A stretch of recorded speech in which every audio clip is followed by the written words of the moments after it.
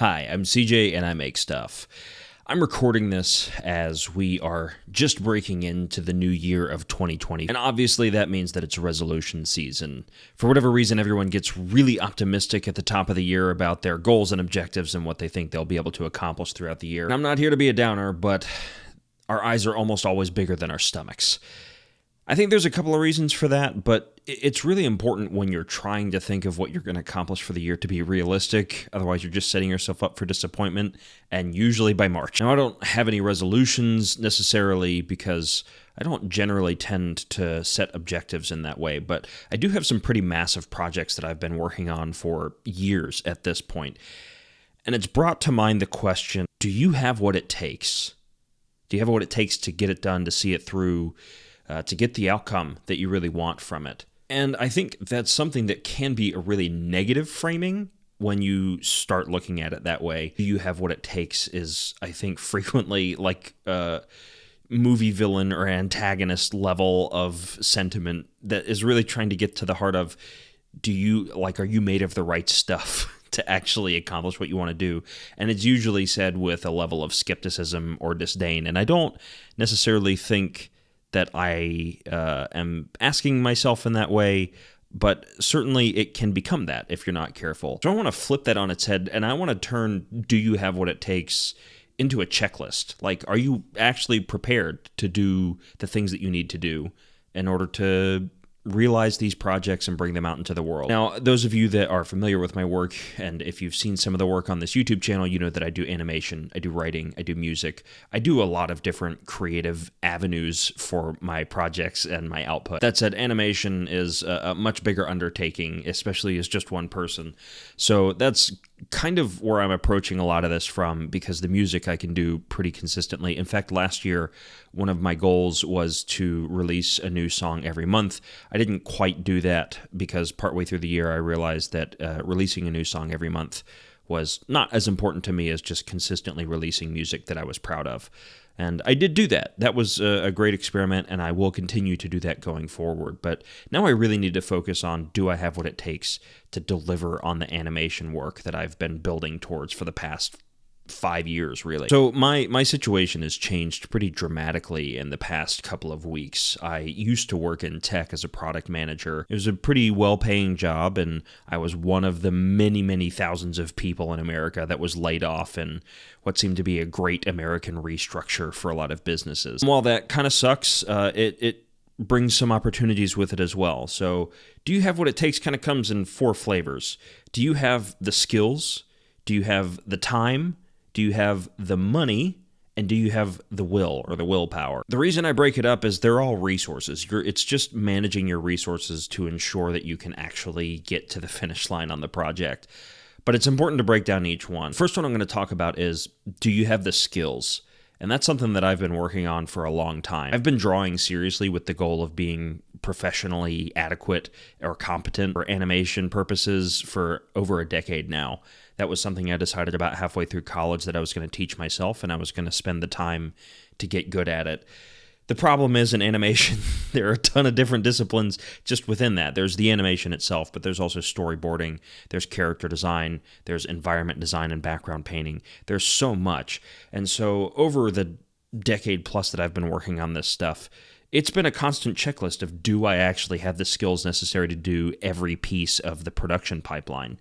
Now, in 2017, I released an animated short called The Aviator, and that I did all the pieces of, and it was functional. It was fine. But as I've improved in my artistic ability, my standards have also risen with those improvements. So now I want to do everything at a better level in order to just show what I'm capable of, and also just create the stuff that I want to see in the world. That's the main reason that we make stuff, is because I want stuff to be out there that I don't see out there in the world. And odds are that you're doing it for the same reasons. But a big part of maturing in that process is realizing that there's always going to be room to improve. So you really need to reduce it to, do I have the skills to deliver with clarity? And I think clarity can mean a lot of different things, but for these purposes, it's mainly, is it clear enough for the audience to understand without a shadow of a doubt or without any ambiguity what I'm trying to accomplish? In a lot of ways, I think The Aviator did that. It has a lot of really shoddy drawing in it, and the backgrounds are pretty rudimentary, but like it was clear enough for people to understand the story and what was going on. So in that sense, I didn't really need to improve from that point in order to deliver on, some level of animation that I would want to do. And that's something that I need to keep in mind, and you likely do as well, because you just need to take stock of whether your skills are up to par just to deliver something clear for the audience to understand. You don't need to be at the masterwork level in order to wait to make something. There's a bit of wisdom that I really come back to a lot of the time, which is start where you are with what you have. I feel like a lot of people have come around to this ideology or this mindset in the past couple of months, but like it's really hard to overstate how important that is. You really do have so many options, so many on-ramps into creating the work that you want to create in the world, whether it's to publish it on a platform or whether it's just for your own pleasure or edification. You really don't need to wait until you have the professional gear or a professional skill set or a portfolio or whatever, because you'll wait forever to reach that skill level across the board. Or, there's always going to be a little bit better gear that you could get to do what you want to do. So in everything, start where you are with what you have.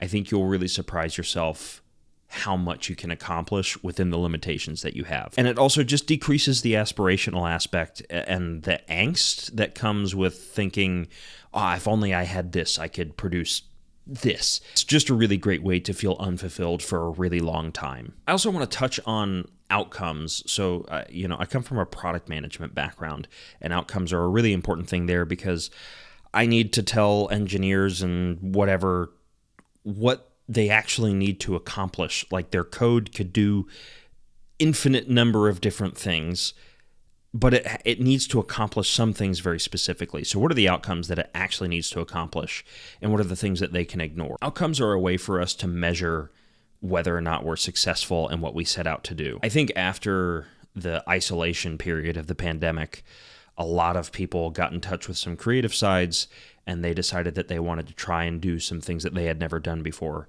So friends that are making comics for the first time, friends that are making cartoons or music for the first time. I want you to think about when you said you wanted to do that thing. Did you just say, I want to make a comic? Or did you say, I want to make a great comic? Because I think as you get started in actually producing it, you mix the two up, and they're not the same thing. It's really important to remember, you can make a bad comic, and that's fine. In fact, that's preferable in a lot of cases. Just make the bad version of whatever you're going to make, because odds are, if you care about it, it's not going to be that bad to begin with. There will be mistakes. There will be things that you wish you had done differently afterwards, but that's just a natural part of growing as a creative and as an artist. So don't conflate the two things of making a great comic or a great album with just making a comic or making an album. And that's really important to pair with start where you are with what you have, because there's always going to be opportunities to do it better, and you really hope that you're going to do better the next time. So this is, whatever you're working on right now is by definition going to be worse than the next thing that you do, because you'll learn and you'll get better, and that's a good thing. So make the bad version now so that you can make the better version next time. The thing that you need to take stock of in terms of do you have what it takes is, do you have the time? Time is a very precious resource, and it's really hard to manage. For me, when I was working full-time in addition to doing the Paladin animated series, fortunately, I was making enough money, and that's part of the other, do you have what it takes to be able to pay people to work on it with me, so that we were making progress even when I was completely burned out and doing my day job, and that was the only thing I could really do. But your time is going to be one of the most important things after your skills. You may have all the skills to do all the things that you want to do, but if you don't have the time to actually apply those skills and make it happen, then you're going to be really disappointed in what you are actually able to output. And that's super frustrating, take it from me, because it's been a frustrating couple of years feeling so divorced from the work. Taking off right from that point, though, when I was working full-time, what I lacked in time, I made up for in money. I had money to pay friends and colleagues whose work I really respected and admired to work on the show with me and for me. And man, that was awesome. Like, just being able to pay people. And I think that's a balance that you need to figure out. Like, you could get a corporate job and you could make the kind of money where you could commission other artists to work on your stuff. And that is fulfilling in another way, especially if you are like me and you like the producing aspect of things. As a product manager, I was proficient in working with other people to achieve the outcomes that I wanted to see, kind of from like a 30,000 foot view. If you're into that, then that might be really cool for you. But if that's not the way that you like to work, or you really value having the time to be able to do it yourself, and the trade-off for me is, even though I liked managing the people doing the work, I felt really bad with how separated I was from it. You may not want to get that corporate job that pays well enough to commission other people. In an ideal world, you have ample quantities of both, but that rarely happens. The real world is rarely an ideal situation. Really, the final thing that I want to talk about in terms of do you have what it takes, seems kind of obvious, but I think is important to actually take conscious stock of. Do you have the will to do this?